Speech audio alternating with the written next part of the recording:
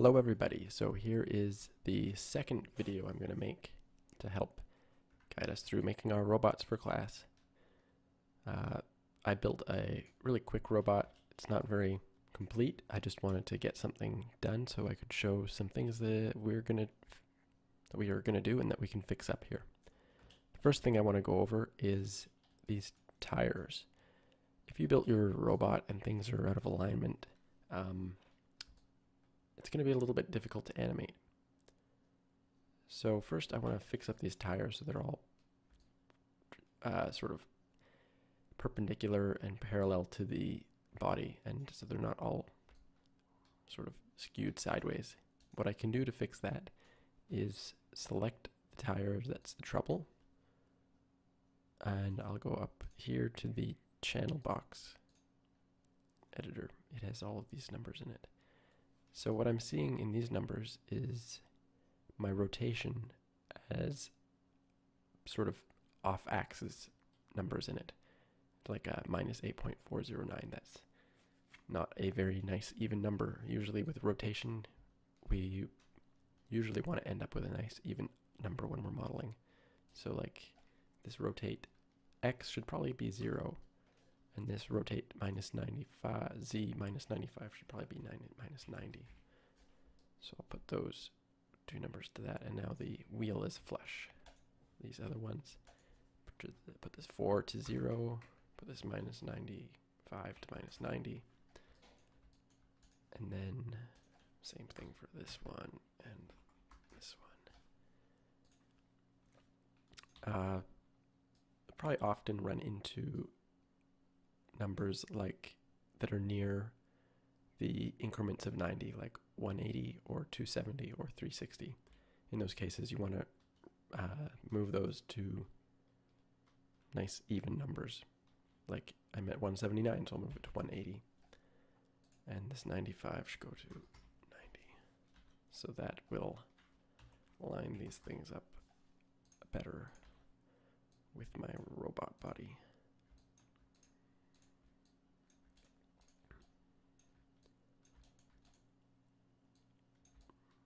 This robot it's not going to be perfect. It doesn't need to be, but at least lining those things up will make some of the following steps a bit easier. I should name all of these things. Wheel 2,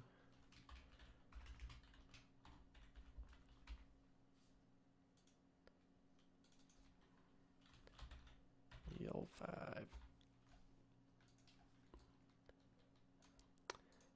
This cylinder, it looks like it's a little bit tilted too. I'm going to even it out so it's going straight up. We got this box. That looks good. Those look good. I'll call this cube the body. Call this one the neck. These really aren't that useful names, because we'll see. Also, I have the head, but then I have upper arm, which I have attached to the head, and lower arm. So I have all of my pieces, and they're all named. Now I have to put them into a hierarchy. If you want to know how I opened up this window on the side, I pressed this button right here. Sometimes this is hidden way down here if your screen resolution is too low. In that case, you might need to move some of these pieces of your interface around, which you can do by clicking and dragging them. Like I can make them take up half the space, put them all on one line perhaps. It's not too big a problem. You could also go up here to display, go to UI elements. I could like turn off the status line, and that'll, oh, I don't want to turn off the status line. I need that one. I could turn off the, here's a neat trick. You can click this and it pops out the window so you can keep pressing buttons. I'm going to turn off command line and help line. You could turn those off if you're not seeing all of these boxes here, but I am seeing them, so I'll leave them on. Okay, so I have all of my elements for my robot, and they're all named correctly. So now I have to put them into a hierarchy. I'm just going to change this. There we go. Hide a few things that Maya makes all sorts of things in your scene that you'll never know about. So we'll keep that off. They're hidden. Now, to put the wheels in the hierarchy underneath of the body, I select the wheels, then I use middle click to drag them into the body. So now they're the children of the body. So wheel 1, 2, 3, 4. All those wheels are the children of the body. So if I move the body, the wheels move along with it. Now I want to make the neck child of the body, a head the child of the neck, and the upper arm is the child of the head in this robot's case. Usually that wouldn't be the case. And the lower arm is the child of the upper arm. Now here's one problem that we've run into with this arm. If I rotate the arm now, it's sort of rotating from the middle.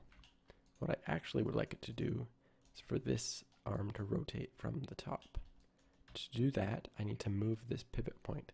I can move the pivot point by holding down the D key, and that changes what the gizmo looks like. So now it's in move pivot mode. So now I can click on this. Let's see.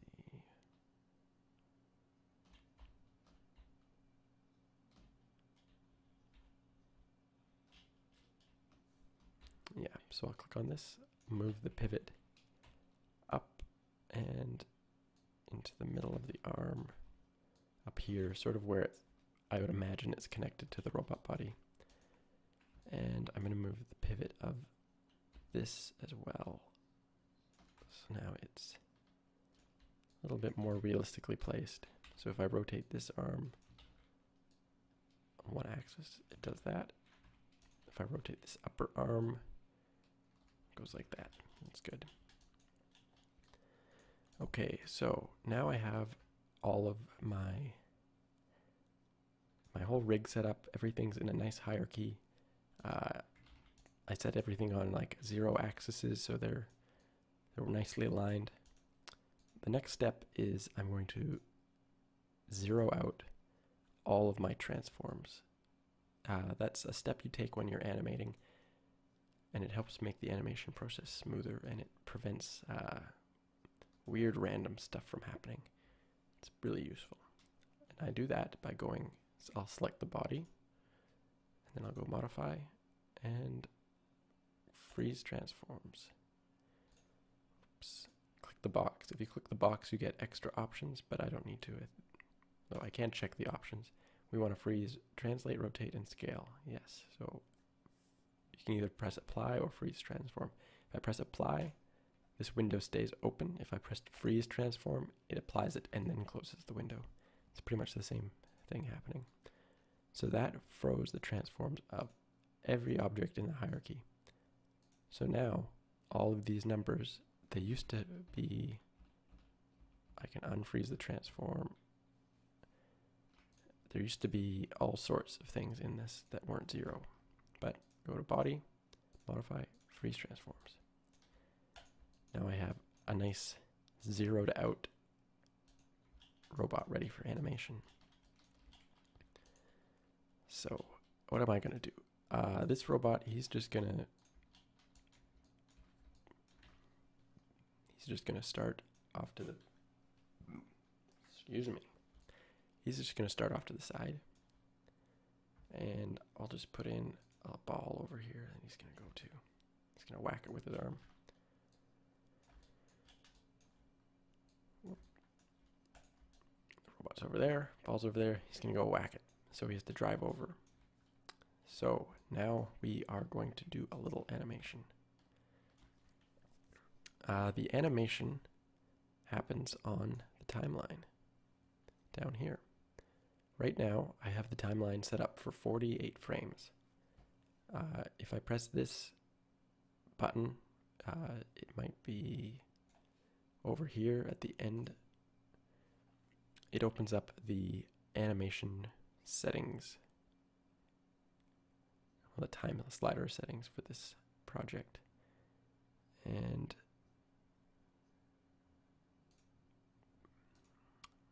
let's see what the scene is set at.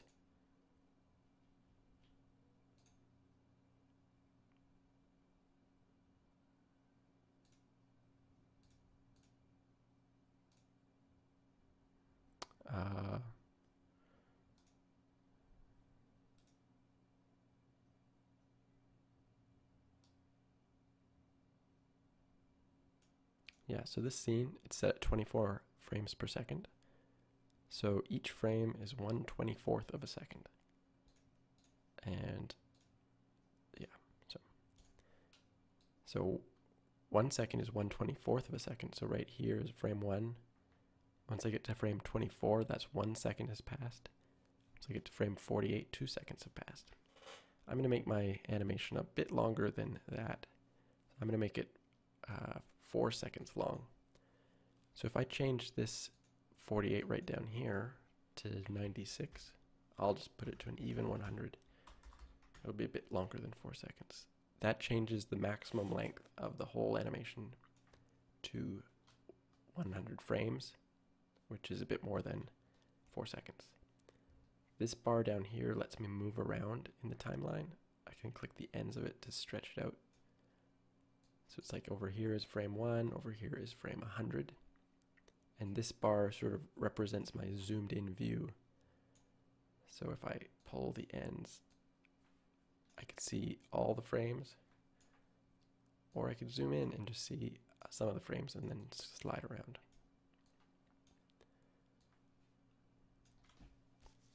Okay, so now I want the robot to start here and to end over by the ball.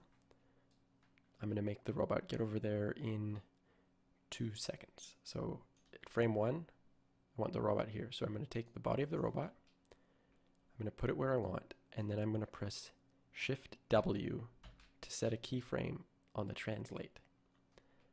The way I knew that I was going to set a keyframe on the translate variables was W is the key that controls movement. It brings up this movement wizard or widget gizmo. So Shift W creates the keyframe. Over in the channel box editor, you can see that these translate variables became red because that means that they now have a keyframe on them. At frame 1, those numbers will equal what I have here. I'm going to go to a new frame, frame number 48. I'm going to move the robot over. Let's see. Needs to be in position to hit the ball. That looks okay. Now, if I change the frame, he's going to move right back. So what happened here is I didn't set a new keyframe. So he went back to the only keyframe that I have in the whole scene, which is frame 1. And every time I think past frame 1, he thinks he's supposed to always be in that spot. But I don't want that. So go to frame 48, put him where I want, press Shift W. Now I have another keyframe. And what the computer did was it found the position that the robot should be between frames 1 and 48. It did the interpolation, is what it's called. So now start at frame 1, go here, that's good. Now let's say I want this robot arm to be ready to hit the ball when it gets to 48. Well, when it starts, I want the arm to be just like this. So I'm going to make a keyframe, but I'm not moving the arm around. I want it to stay attached. So I make a rotation keyframe at frame number 1. So I press Shift E because E brings up my rotation controls. So Shift E will make the keyframe for the rotation, which we now see are red here because there's a keyframe there. So the robot's going to move forward. When he's about here, arm can still be down, but now I want him to have his arm raised up. So here, pull that back, set a keyframe, and I'll make him really wind that shut up. And the lower arm, when he's here, that's good. Want it there. But when he's winding up, I really, really want him to wind up hard. But I want the upper arm movement to stop at the same time as the lower arm movement. Because I only see the keyframes of the stuff that's selected, I can only see one set of keyframes at once. But I can move this around. I press shift while I'm on the timeline, and that selects keyframes. So I could select all those keyframes, and then I can move them around using this little arrow thing. I'm going to move that keyframe back. This goes up, winds up his shot. Really wind that shot up, and then he'll make a swing down pretty quick.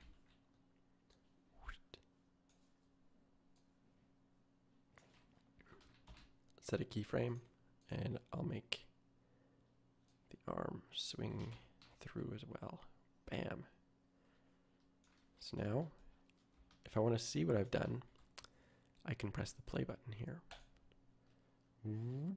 Bam. Perfect. I could alternately press Alt-V, which is play. Same thing as this play button. So if I want to animate the ball now, the ball looks like it gets hit right around frame 55. So I'm going to, well, it gets hit. Ball gets hit on frame 55. So at frame 54, it should be right in this spot. So I'm going to set a keyframe with Shift W to set the translation keyframe. And then it gets hit at 55. So I'm going to move it just a little bit so that it looks like it's getting hit. And then I'm going to set keyframe up here so it goes up in an arc. And then I'm going to set one over here. Let's see how that looks. Boom. It doesn't look very realistic. Boom. Why doesn't it look realistic? Because the physics is all off. So for this ball that's going to move, I will create a little bit of good physics for it. So what I'll do is I'm going to go into the window, animation editors, graph editor. So what that brought up for me is the graph editor, which is a complicated part of Maya, and it's where your math comes in handy if you know math pretty well. So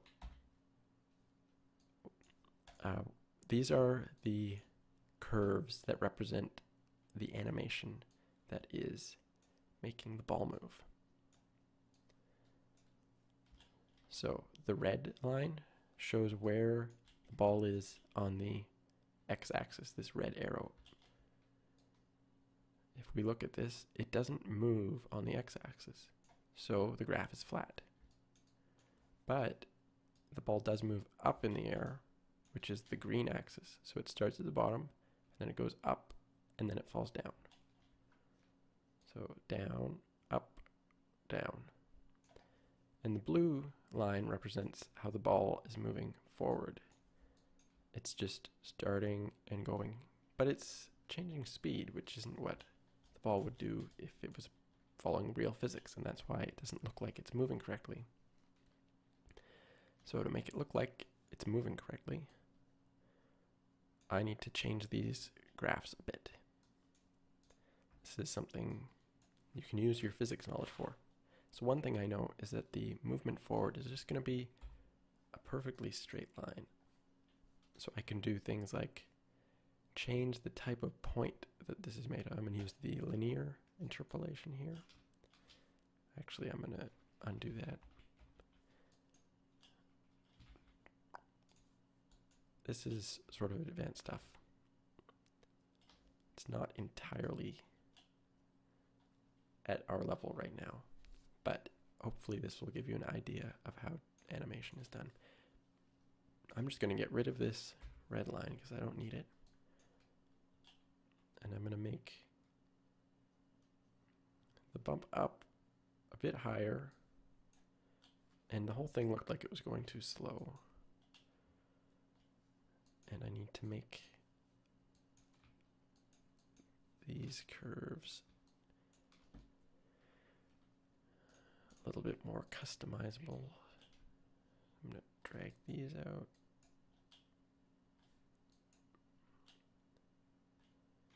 I'm going to get rid of that 0.2.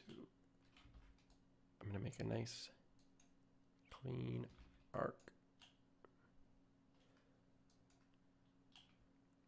Because this curve represents the arc that the ball will move on pretty well.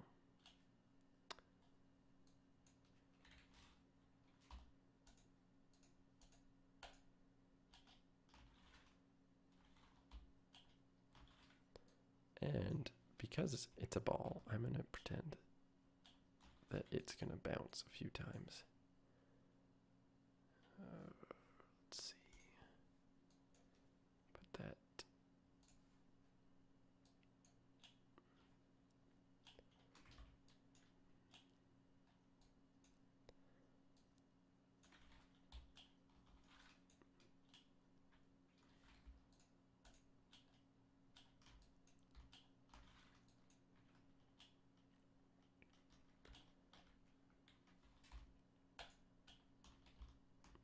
The way I'm adding new points here is I'm holding down, I have this curve selected anywhere.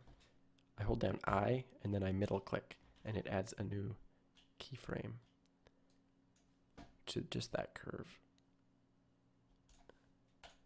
So it goes bounce. And to move these around, I'm selecting, and then I'm using middle click to drag these around. If I just click on them, I can also move them around. So I don't know why I always thought I had to use middle click, but it also works. So I'll make this slowly lose its speed. So let's see. Let's watch this guy hit the ball. Boop, boop, boop, boop. It's still not very realistic. Let's see if I can do that any better.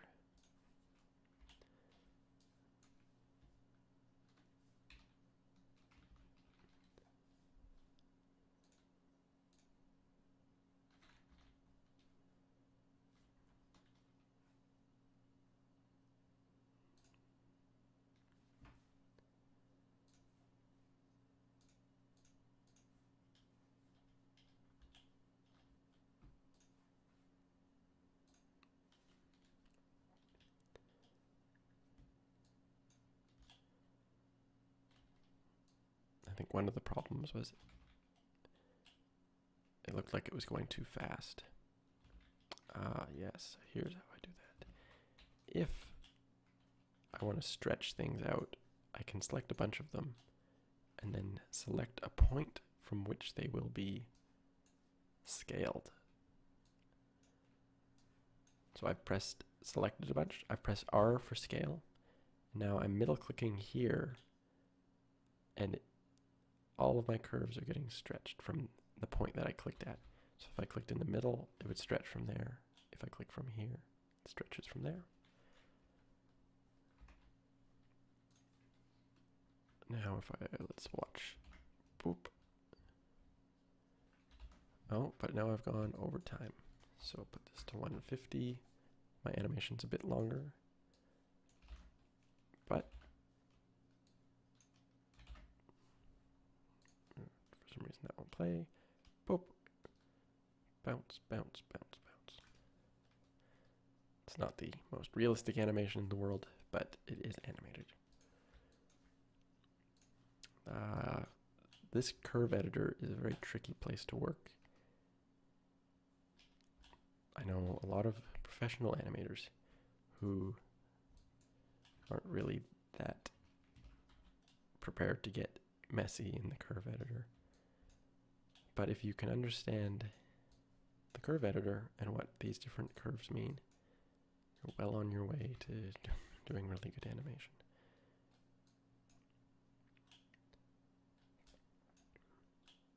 So I'll try and clean these up a bit. I want to break this.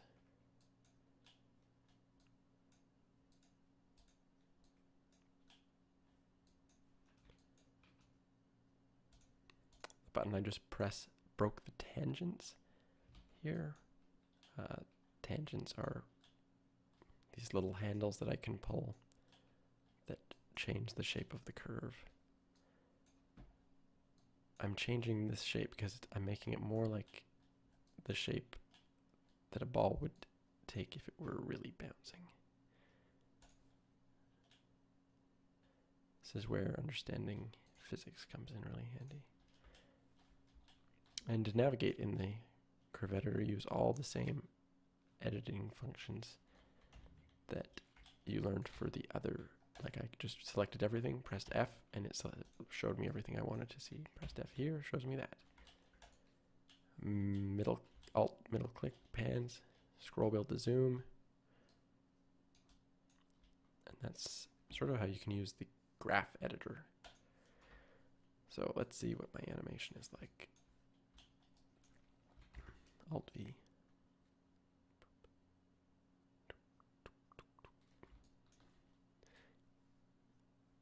There's certainly a lot of things that could be improved, but that is a start to some animation with a little robot. And I think that'll be all for this video. I covered a lot of stuff, and I covered it really quickly. So I'm sure there'll be lots of confusion and questions. But hopefully, if you're really lost, this helped a bit. All right.